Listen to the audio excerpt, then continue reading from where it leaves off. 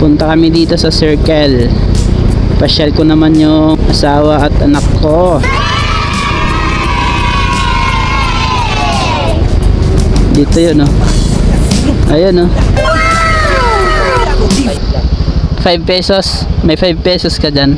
Lahat ng napuntahan ko, ito yung pinakamurang parking. 5 pesos, no? Thank you, boss. Saan yung parkingan, boss? Para sa ito. Sa kaliwa. Kaliwa. Thank you, boss, ha. Thank you. Yun, oh. Ito na, hold. Apa? Nakalabas na naman yung ready namin, no? Yun, oh. Puno ng sticker, oh.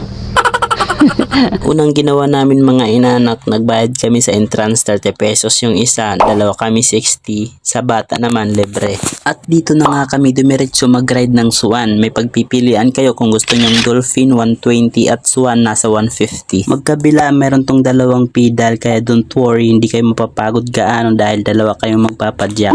Sulit pag-ride mo dito mga inaanak, nasa 30 minutes yung tinagal namin dito kakaikot.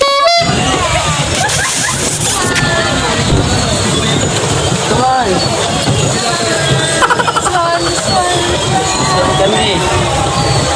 Sulit lang, ilang minutes na tayo. Sige, ready, mag-ride siya ready na. Sana all. Ready to drive.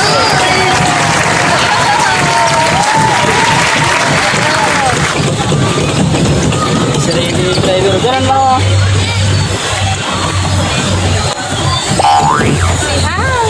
Pagkatapos namin mag-rides, dumiretso kami dito. Nasa 100 pesos, 15 pesos circle. Kailangan mo lang i-shoot. Kung alin ang gusto mong price, yun ang makukuha mo sa isang shoot pag na-shoot mo. Kaso hindi ako marunong mag-shoot kaya talo. Raiden! Hi, baby! Ito naman sa On The Wheels, nasa 80 pesos yung ticket dito. Ako lang nagko-control at marami pang ibang hindi namin napuntahan. Naabutan na kami ng gabi at lumabas na kami dito sa Libre. Maganda mga ilaw dito at nandito pa si Batman, nakipag-appear pa sa anak ko.